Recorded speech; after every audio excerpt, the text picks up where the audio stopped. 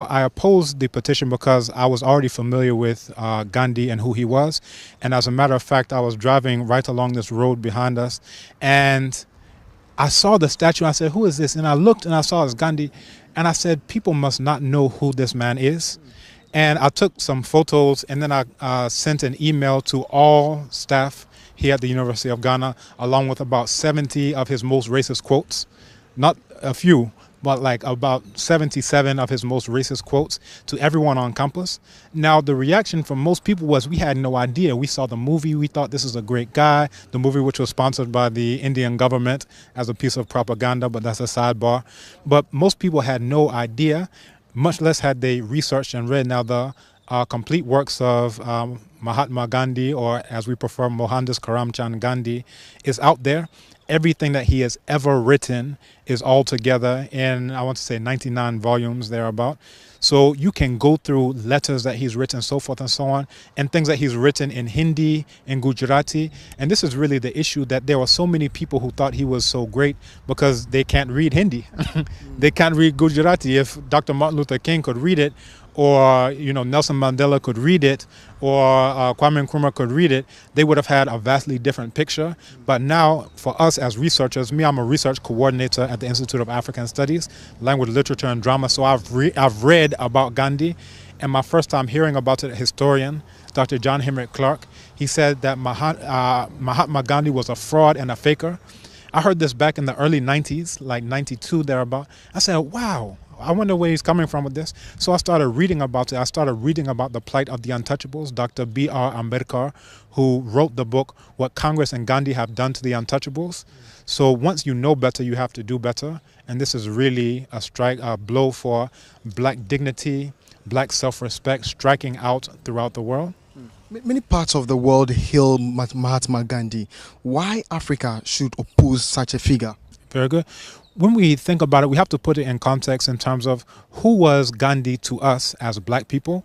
And when you are familiar with the history, you come to find that he was actually a sergeant major in the army fighting against the Zulus, in which thousands and thousands of Zulus were killed. And he was also the one who really instituted what we could call institutional apartheid there in South Africa, because he was the one who clamored to make sure that the Indians could have a different office a different entrance into the post office and to the telegraph office there in Durban, South Africa. That he was someone who was a virulent racist. He agitated to get guns so that they could shoot all of the Kaffir blacks.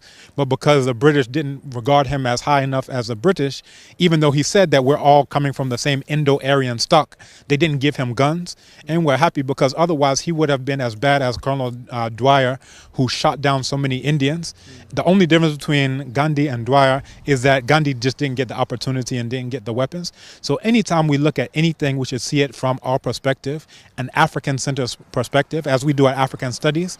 So as African people, what did he do for or against African people? And we can look at not only his words, but his deeds in fighting in wars against the black people. When he went back to India, he fought against the Dalits, who are the black untouchables of India. So these are the things that many people are not aware of, but as soon as you become aware of it, you have to do something different. You have to change your behavior. Some also may have said that this is an academic community and should have known better. But why do you think University of Ghana would in the first place have such a figure erected on campus? Very good. Now, people did not know better, and people were not consulted in general. So this was something that was done by the higher-ups. We won't say any names, but we know who they are. And they decided to just place a statue, because I'm sure that they were under the same impression of most of the world, where if you go to a Martin Luther King memorial, you'll see Gandhi there. If you go to Senegal, you'll see Gandhi. They put these statues, South Africa, they put these statues all over, and it literally depends on ignorance for anyone to accept the statue. Now the people in Malawi heard what we did here, and they have a court injunction where they stopped the statue from being there, because for us as black people, we have to have black dignity, we have to have black self-respect. If you say that, oh, my plate is nothing but a rubbish bin, then the whole world will collect rubbish in it. But when you say my plate is a wonderful plate, then people are willing to eat off of it.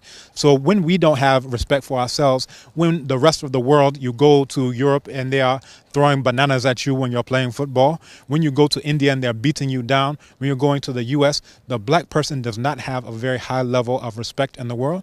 but it starts from self-respect. If someone who called you 1 degree removed from an animal, you put him on a campus at a black university, an African university, it means that you must not know very much about yourself. But it's not everyone who's in that position. So those of us who knew, who have read, who studied, we are the ones who agitated. Because imagine if you put, again, Colonel Dwyer was this British man who shot down so many of these Indians in a massacre. Imagine if you put him in a university at New Delhi. Imagine if you put him at a university. It means that you, all the scholars, you must not know anything about your history. It will be a slap in the face. And that's how many of us took it, as a slap in the face, that some of us know better and we don't just go along with the propaganda, or what some of us call impropaganda. It's improper propaganda about Gandhi. A lot of people also say this might mar the relationship between Ghana and India, especially now that the statue of their former leader has been taken away. Don't you think that would cause some kind of skirmishes between the two countries? You know, actually, I just answered an email from someone in India, Colonel GB Singh, probably the world's foremost scholar on Gandhi. We have been in contact with Arundhati Roy, so many Indians who have been collaborating on this project and really have been part of the force that have helped to publicize it as well. Now, what this means is that you have in India, India is not as united as you may think.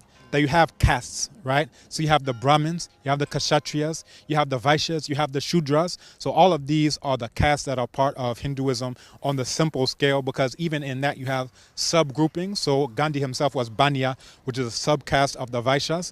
Now, even outside of that, you have the outcasts, you have the Dalits, you have the untouchables, the black untouchables of India.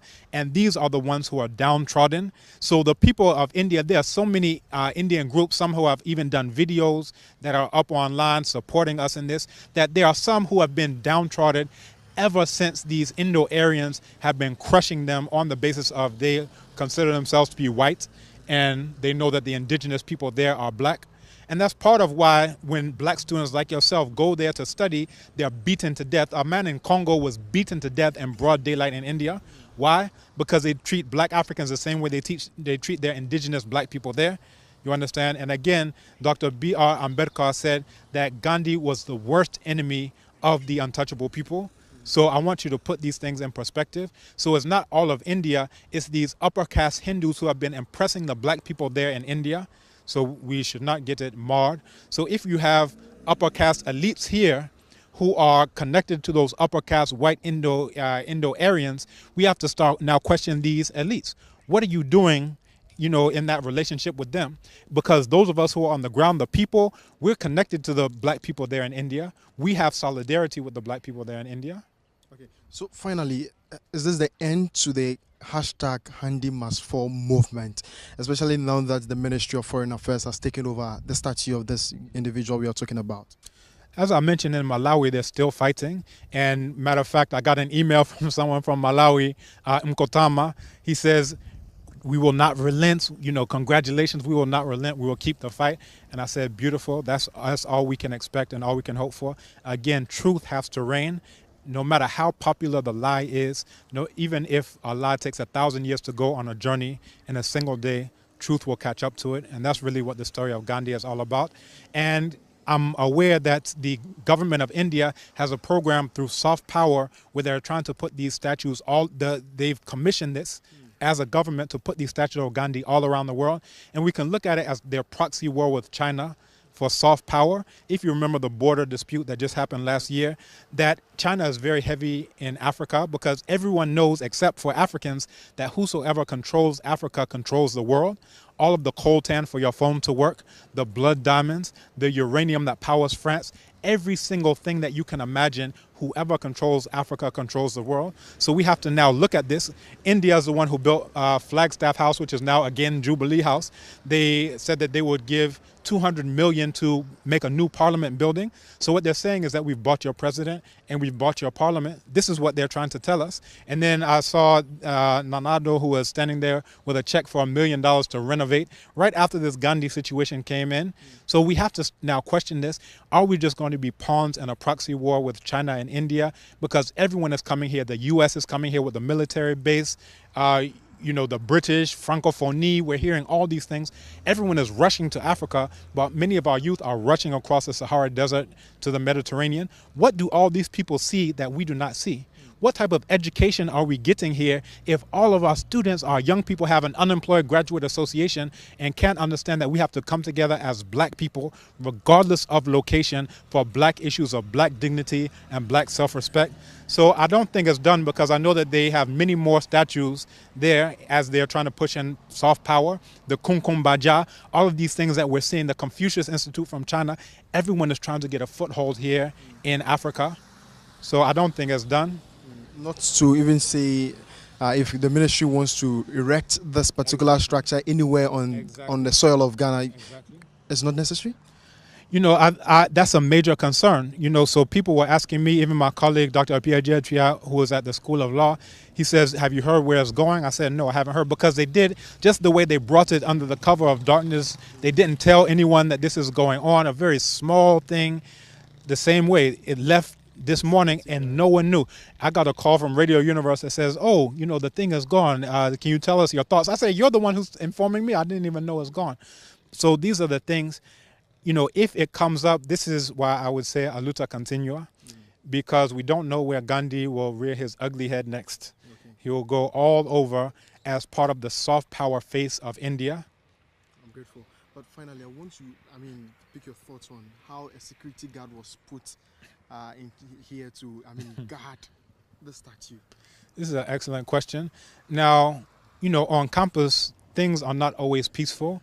That we've had women who have been attacked on campus. It's not rampant, it's generally a peaceful place, but there were no security guards given to every single woman to protect her. These are real life African women, you understand? But meanwhile, an inanimate object, a statue, has 24/7 security.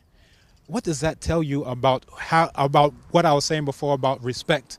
How can anyone in the world respect someone who would do something like that? You don't value your own people, the black people who are the Africans, continental Africans, who are being beaten to death right there in India.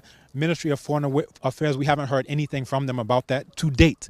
I check the news all the time. I've studied about India. I've read about the untouchables for decades now. You understand? But I haven't heard anything protesting either the plight of the Dalits, the black untouchables there, or about the African students who are getting beaten every single day because they're getting the same treatment that the indigenous black people are getting there. So I would just say, in short, if I can be short on this issue, I think it's a travesty. You understand that you have 24/7 security on an inanimate object. Meanwhile, the suffering of our black people there in India, there's no security for those African students who are beaten daily, stabbed to death. A man out of Congo who was beaten to death in broad daylight. We don't hear anything about it. Okay, I'm grateful, sir. Thank you, too. All right. Thank you.